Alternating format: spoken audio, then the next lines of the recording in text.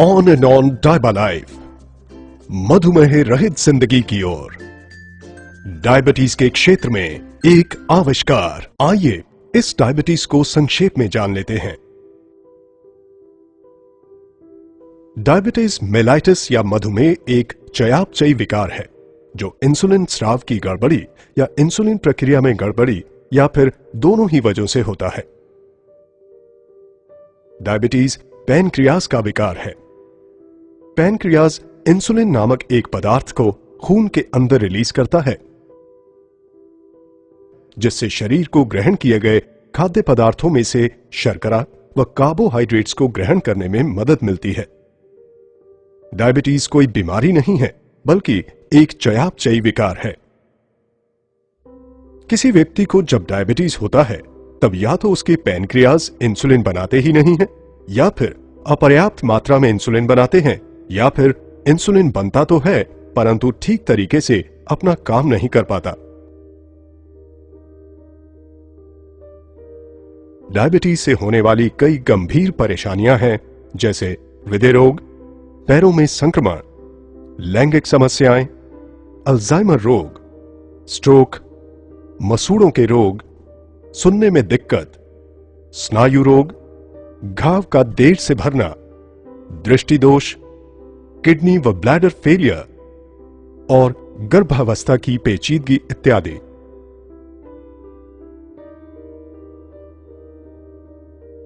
भारत बहुत तेजी से दुनिया का डायबिटिक कैपिटल बनता जा रहा है। भारत में अभी करीब 62 मिलियन लोग डायबिटीज से ग्रस्त हैं। 2030 तक ये संख्या 100 मिलियन से भी अधिक हो जाएगी। करीब 35% आबादी को ये पता ही नहीं है कि उन्हें डायबिटीज है। भारत डायबिटीज कैपिटल क्यों है? इसका एक मूल कारण है एशियन इंडियन फेनोटाइप, जिसमें HbA1c का काउंट बढ़ जाता है। एशियन इंडियन फेनोटाइप में BMI कम होने के बावजूद भी कमर का घेरा काफी ज्यादा हो जाता है। पेट का मोटापा, न्यूनतर एडिपोनेक्टिन, उच्च सी रिएक्टिव प्रोटीन स्तर इत्यादि की वजह से भारतीयों में इंसुलिन प्रतिरोध बढ़ जाता है। आइए हम इस HbA1c को समझ लेते हैं। जब आप अपने शुगर की जांच कराते हैं, जो उस जांच के वक्त का ही होता है, जबकि HbA1c के जांच में आपको 2-3 महीने के औसत स्तर का पता चलता है। इसे ग्लाइकेटेड हीमोग्लोबिन या A1c भी कहा जाता है।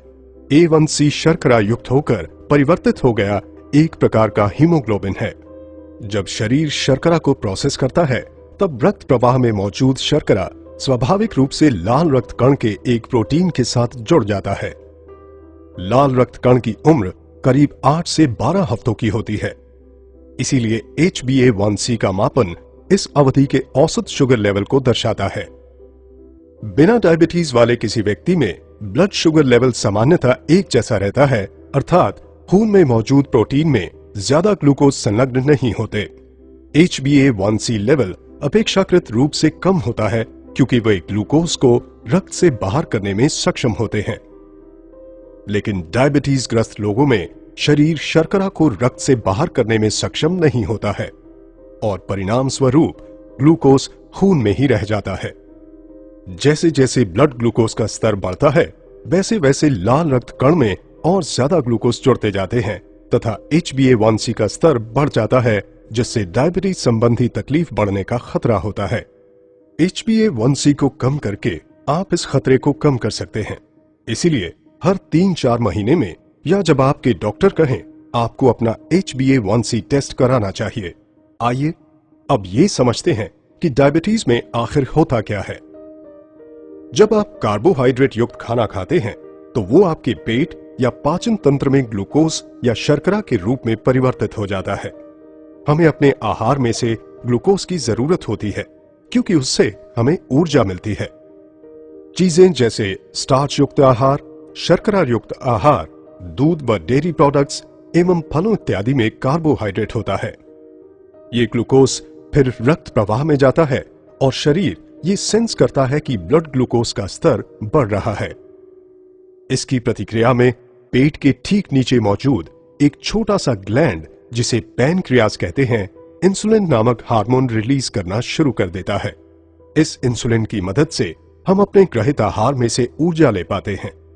फिर इस ग्लूकोज एवं इंसुलिन को रक्त प्रवाह के जरिए शरीर के हर उस कोशिका तक पहुंचाया जाता है जिसे ऊर्जा के लिए इसकी जरूरत होती है।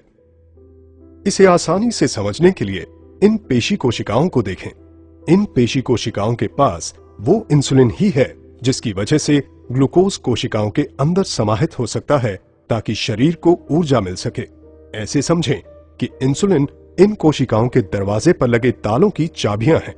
जब ये चाबी होगी तभी दरवाजे खुलेंगे और ग्लूकोज कोशिकाओं के अंदर जा सकेगा।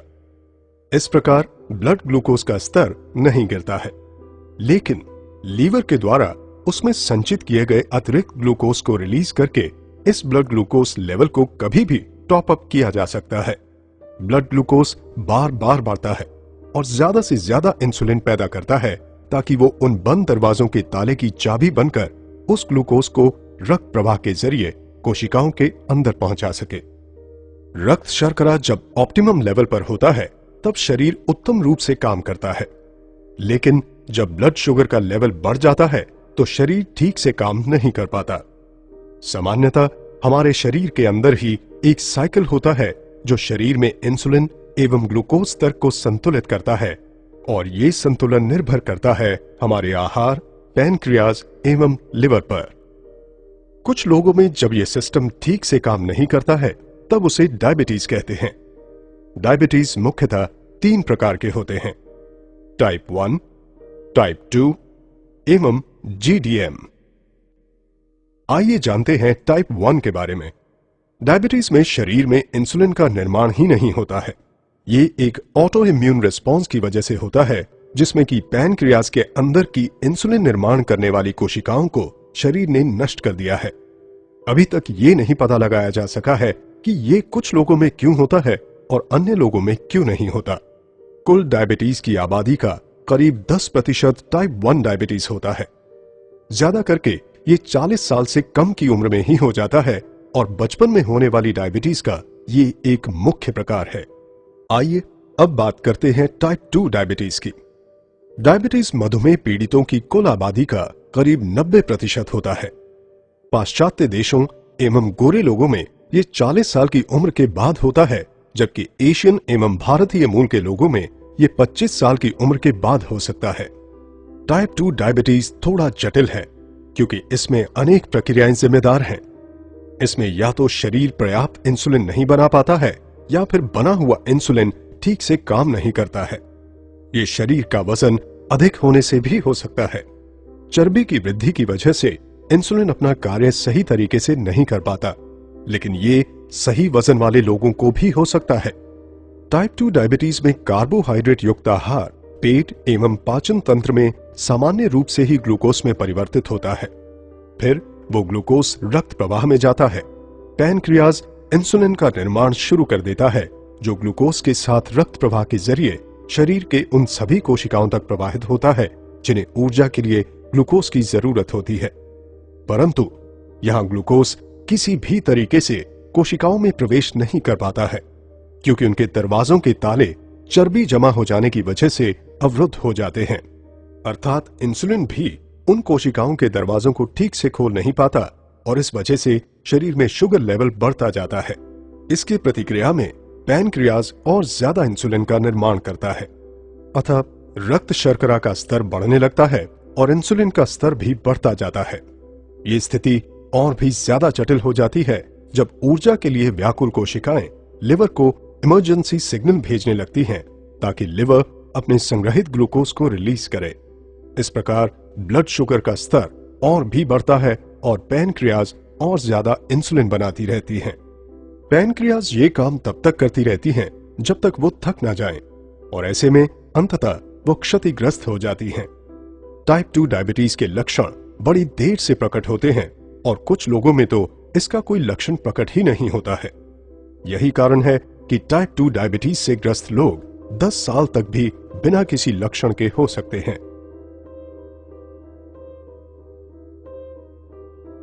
और अब हम बात करेंगे GDM डायबिटीज की। जेस्टेशनल डायबिटीज मधुमेह रहित किसी भी महिला को होने वाली एक अस्थायी परिस्थिति है जिसमें शुगर लेवल ज्यादा होता है।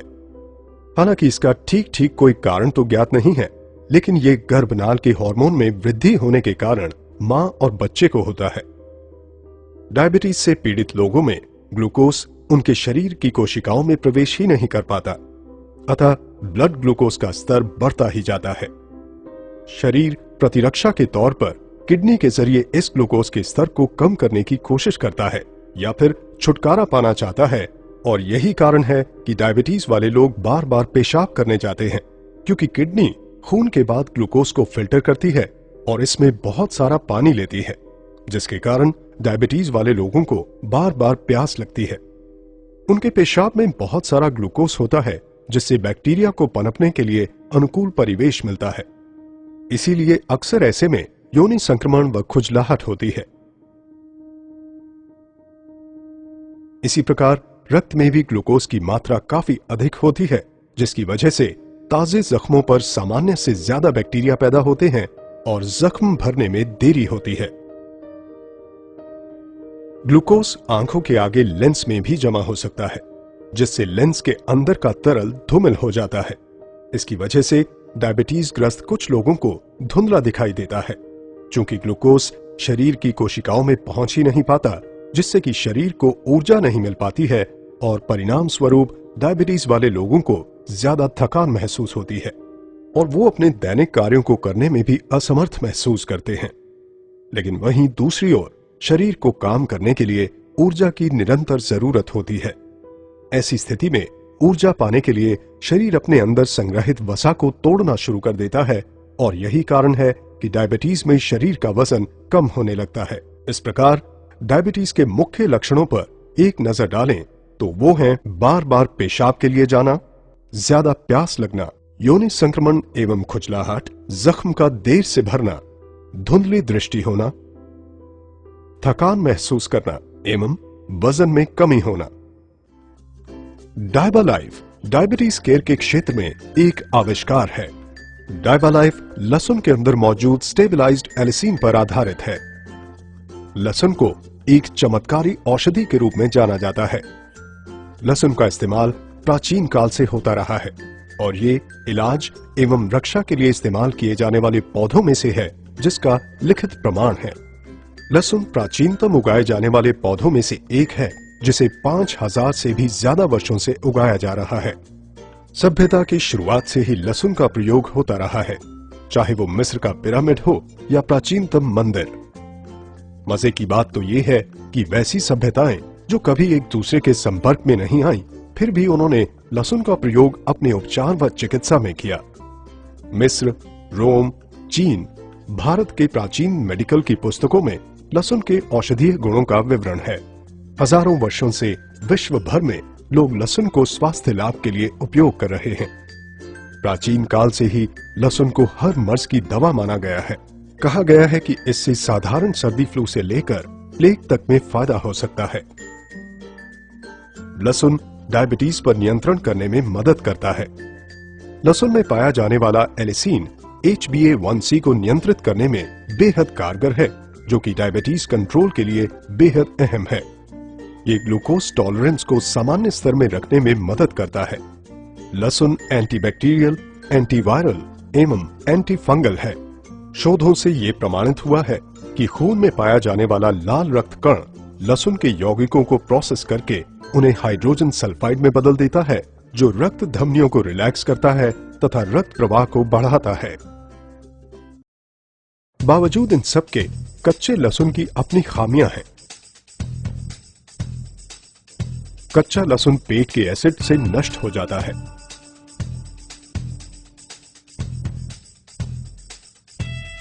ये आंतों के एपिथेलियल कोशिकाओं द्वारा अपघटित हो जाता है।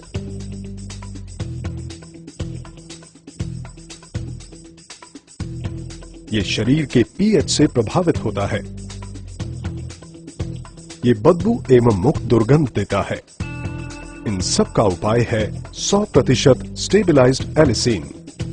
एलिसिन लहसुन का प्रमुख जैविक घटक है, जिसमें औषधीय गुण होते हैं। 100% स्टेबलाइज्ड एलिसिन यूरोपियन वैज्ञानिक डॉक्टर पीटर जोसलिन का आविष्कार है। इस 100% स्टेबिलाइज्ड एलिसिन को लेकर यूरोपियन वैज्ञानिक डायबिटीज केयर के लिए एक अनोखा फॉर्मुलेशन तैयार किया है, जिसका नाम है डायबालाइफ। डायबालाइफ का अर्थ है मधुमेह रहित जिंदगी की ओर। डायबालाइफ एक आयुर्वेदिक औषधि है। ये डायबिटीज पीड़ित लोगों के लिए एक प्राकृतिक पथ्य है तथा बाकी सबके लिए बेहद स्वास्थ्यप्रद है। एक छोटा सा 210 मिलीग्राम का कैप्सूल कच्चे लहसुन की 36 कलियों को खाने के बराबर है। डायबालाइफ अनुसंधान पर आधारित तथा जबरदस्त हर्बल घटकों से बना है। ये 5 बेहतरीन घटकों से बना है। 100% स्टेबिलाइज्ड एलिसिन, करेला या बिटरगार्ड, दालचीनी या सिनेमन, अल्फा लिपोइक एसिड एवं क्रोमियम पिकोलिनेट। डायबालाइफ की विशेषताएं या यूएसपी। डायबालाइफ डायबिटीज केयर के क्षेत्र में एक आविष्कार है।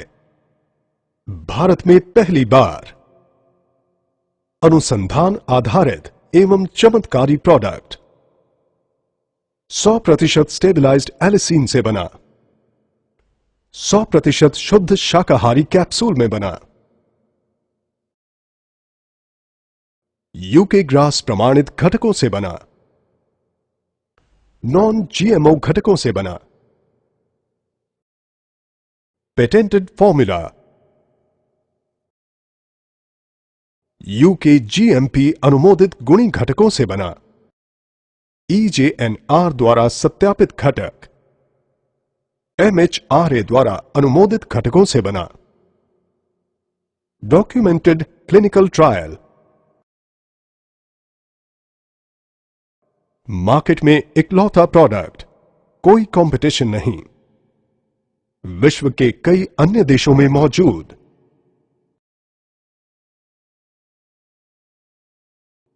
पूरी तरह से प्राकृतिक, कोई दुष्परिणाम नहीं। डायबालाइफ डायबिटीज के लिए खास तौर पर बनाया गया हमारा पहला फॉर्मूला है। इसके अंदर अनेक घटक हैं, लेकिन एलिसिन स्पष्टतः मुख्य घटक है जो टाइप 1 एवं टाइप 2 डायबिटीज में बेहद प्रभावी है। HbA1c को नियंत्रित करने में एलिसिन बेहद कारगर है। HbA1c हीमोग्लोबिन के साथ जुड़ने वाले ग्लूकोज का मापन है, जो डायबिटीज कंट्रोल के लिए बिल्कुल अहम है। डायबालाइफ में मौजूद दूसरे अन्य घटक भी बेहद फायदेमंद हैं, जो शरीर में इंसुलिन प्रतिरोध को कम करने में मदद करते हैं तथा ग्लूकोज टॉलरेंस की सामान्य स्थिति को सुनिश्चित करते हैं। डायबालाइफ का उद्देश्य प्री डायबिटिक लोगों को डायबिटीज से बचाना है। डायबालाइफ पाचन प्रक्रिया में से ज्यादा न्यूट्रिएंट व विटामिन अवशोषित कराता है तथा इंसुलिन प्रतिरोध को कम करता है, जिससे कि प्री डायबिटिक स्थिति में कमी आती है। डायबालाइफ सबके लिए फायदेमंद है। डायबालाइफ ब्लड शुगर के लेवल को कम करने में मदद करता है। डायबालाइफ कोलेस्ट्रॉल को नियंत्रित करने में मदद करता है। डायबालाइफ इम्यूनिटी या प्रतिरक्षा को बढ़ाता है। डायबालाइफ ब्लड प्रेशर को नियंत्रित करने में भी मदद करता है। डायबालाइफ का R&D एवं प्रोसेसिंग अत्याधुनिक तकनीकी युक्त संयंत्रों में किया गया है।